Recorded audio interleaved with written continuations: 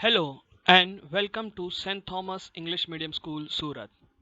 Standard 10th, NCERT, Subject English, First Language, from the First Flight textbook.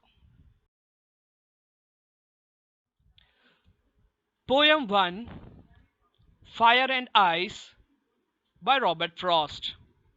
Earlier, we studied Dust of Snow written by Robert Frost. This poem is also written by Robert Frost. Fire and ice are not two objects. For us, they are two objects. But Robert Frost is not writing the poem based on these two objects. Robert Frost is trying to explain through these two objects the different meaning of these objects.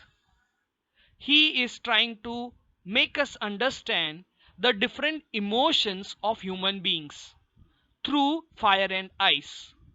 He wants to say that fire means desire and passion, desires of human being, the passions of human being. And through ice he wants to make us understand that it stands for hatred, hatred among people. These are different types of emotions that human beings have, and that's why this poem is a symbolic poem. Let's understand about the poet.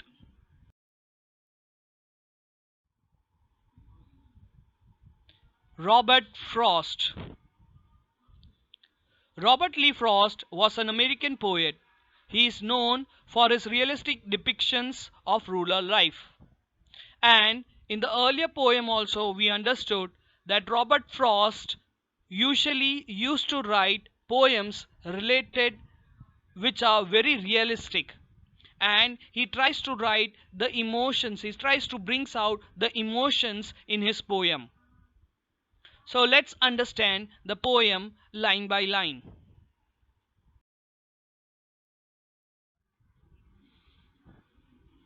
Fire and Ice by Robert Frost. Before we start line by line summary, I would like to highlight what the poet wants to say through this poem. The poet believes that there are some people, some group of educated person or scientist who believe that the world will end in two different ways. There are a group of people who believe that will end because of fire, and there are a group of people who believe that the world is going to end because of ice. And he stands with those who believe that the world is going to end with fire. So this is what he has written in this poem. Now let's understand the line by line summary of this. Some say the world will end in fire, some say in ice. From what I have tasted of desire, I hold with those who favor fire. As I told you earlier, here some say means maybe a group of scientists or some educated person or philosophers who believe that the world will end in fire. Now, as I told you earlier, that fire stands for desire or passion. If a human being has a lot of desire or passion, the world will end because of that. And here the fire is representing desire and passion. And therefore, he says that some say the world will end in fire. He also says that some say in ice. Now, here ice is representing hatred. And he believes that because of hatred, also the world can end. From what I have tasted of desire, Now he is telling he has tasted desire. Now here, what the poet is trying to tell, that desire, as I told you, desire stands for passion, or it means fire. So because of fire or desire, and he have tasted it, because he has known it, and because he has realized it, he has experienced it, he knows that the world is going to end because of fire. And he is telling it, I hold with those who favor fire. Means he is standing with those people who believe that the world will end in fire. Now here I would like to draw one example about the Second World War. We all know about Hitler. He had lots of passion, he had lots of desire, and because of his desire and passion, the World War II began. This is just the desire and passion of just one person. Just think, if the desire and passion of all of us increase day by day, and it will be more, then the world will end in fire.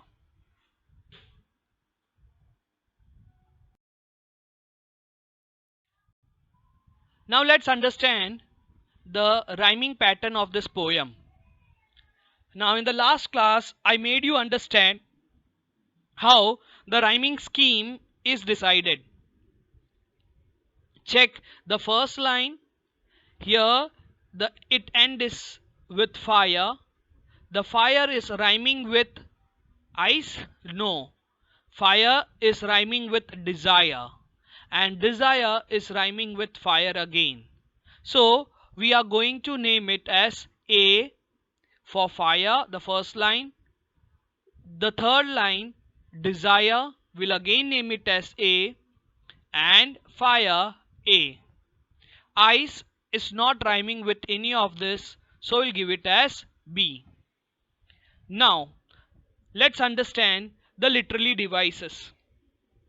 Enjambment.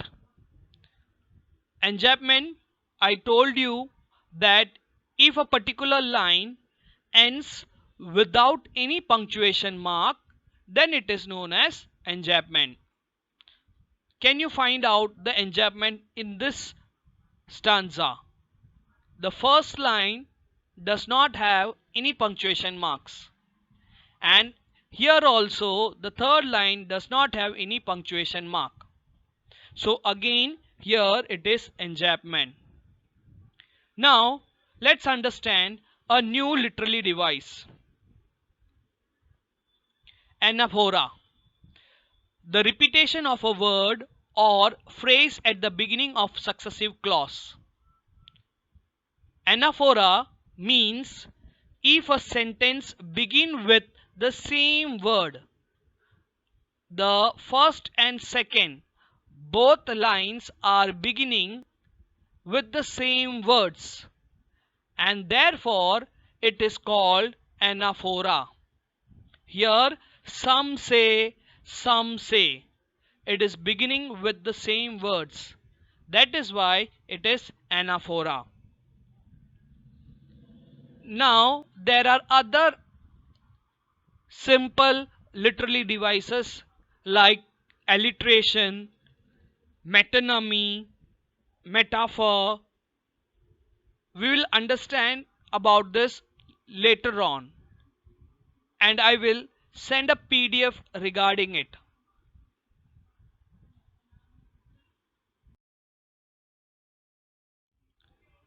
Now let's understand the second stanza. But if it had to perish twice, I think I know enough of hate to say that for destruction ice is also great and would suffice.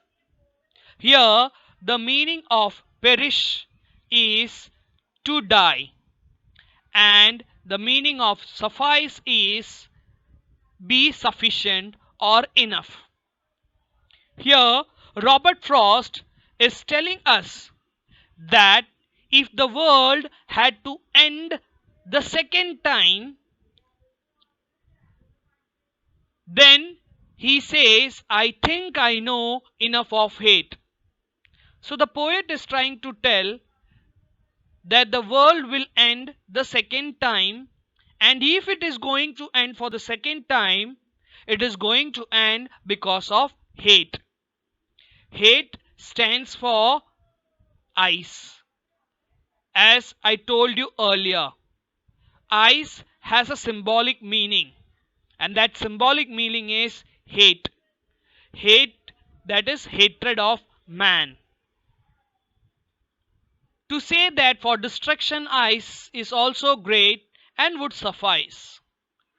Now, here the poet is trying to make us understand by telling us because of dislike among man between man. If there is dislike between a man and another man, that dislike will slowly turn into hatred. And because of this hatred, it will eventually lead to war among themselves. Or let's take an example of two different countries. A particular country disliking a different country. If this dislike between these two countries starts growing up, then it will lead to hatred, and that hatred will lead to war between two countries.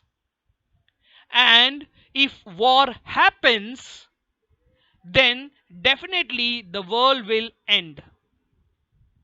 So here the poet is trying to tell that the world is going to end in two different ways, and he has learnt it, and he wants to make us understand that one, because of fire, which has a symbolic meaning, that because of desire and passion, and second, because of ice, its symbolic meaning is because of hatred.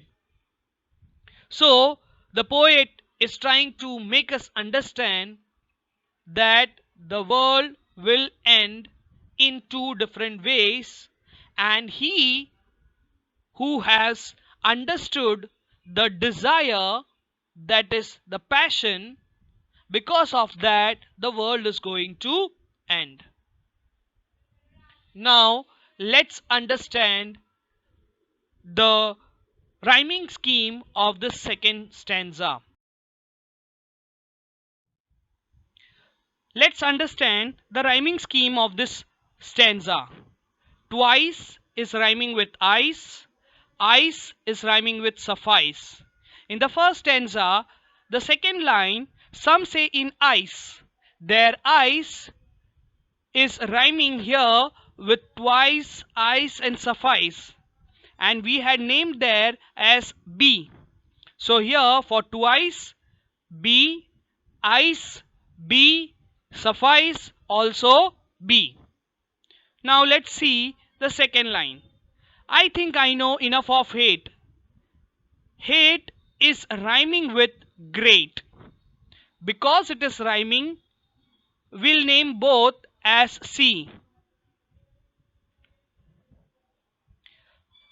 So the rhyming scheme of the entire poem is A B A A B C B C B. Now let's understand some literary device of this stanza.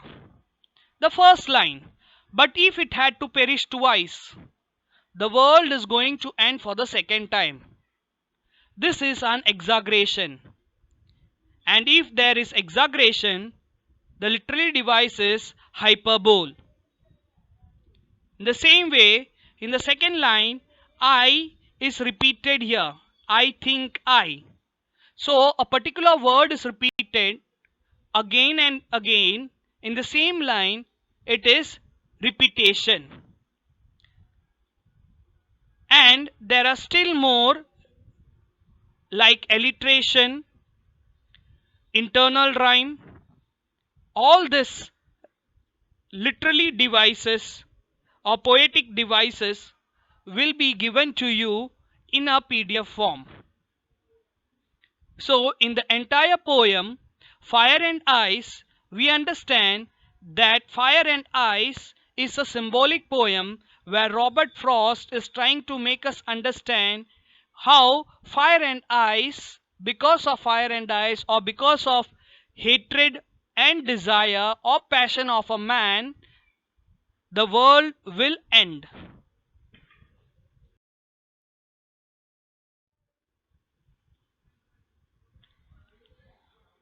Until next video, keep learning and practicing. Thank you.